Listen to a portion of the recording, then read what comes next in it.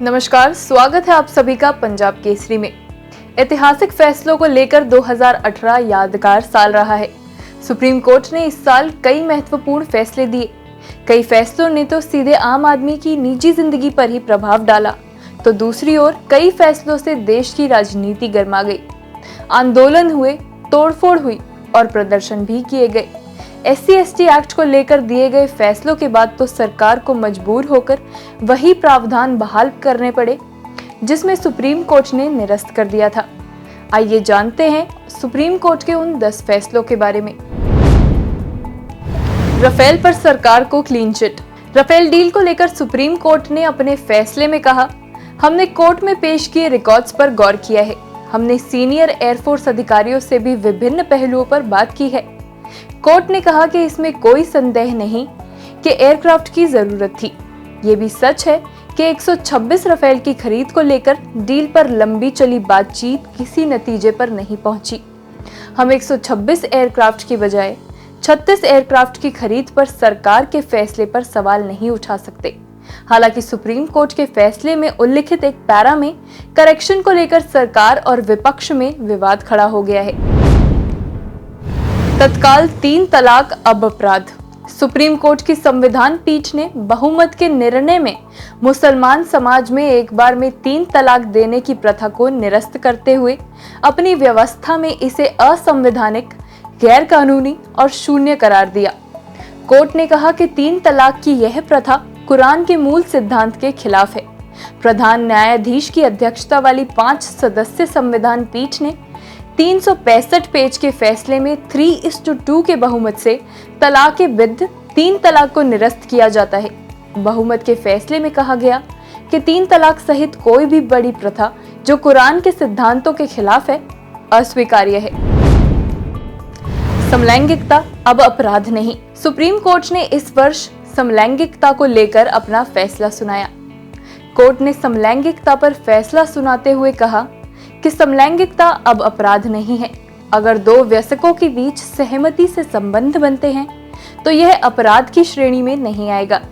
पूर्व CJI दीपक मिश्रा की अगुवाई वाली सुप्रीम कोर्ट की संवैधानिक पीठ ने 6 सितंबर 2018 को 2 वयस्कों के बीच सहमति से बनाए गए समलैंगिक संबंधों को अपराध मानने वाली धारा 377 से बाहर कर दिया है।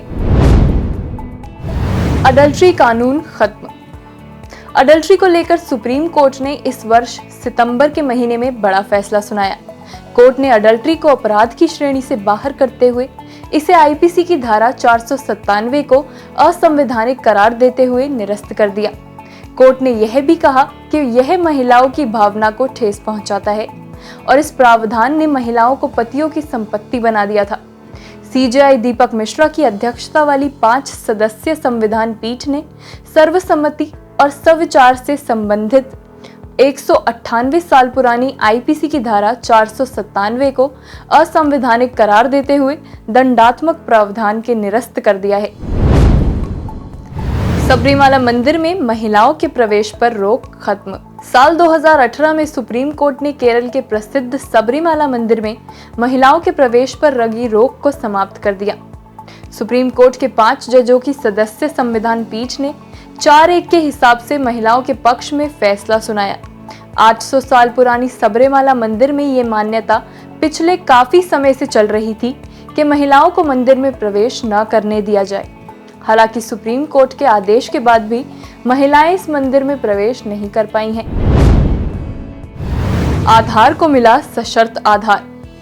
सुप्रीम कोर्ट ने इसी वर्ष सितंबर के महीने में आधार कार्ड की अनिवार्यता को लेकर बड़ा फैसला सुनाया।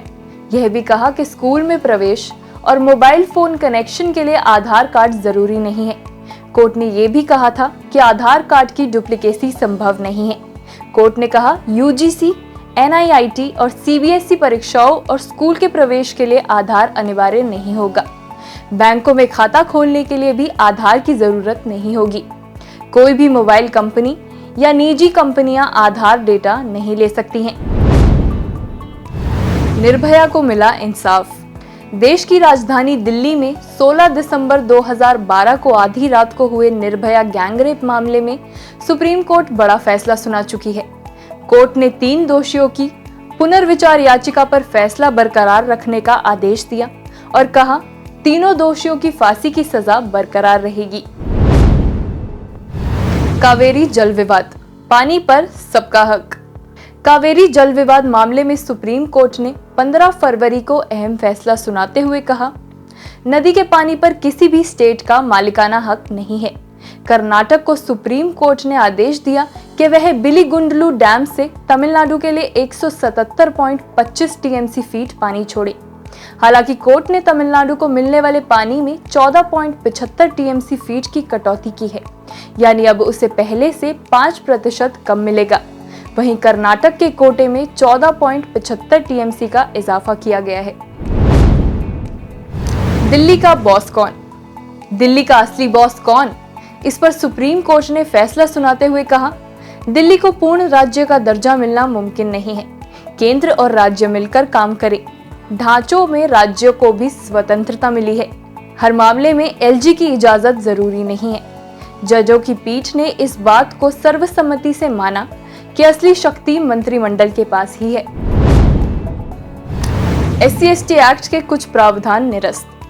अनुसूचित जाति अनुसूचित जनजाति अधिनियम 1989 के दुरुपयोग पर बंदिश लगाने के लिए सुप्रीम कोर्ट ने ऐतिहासिक फैसला सुनाया था।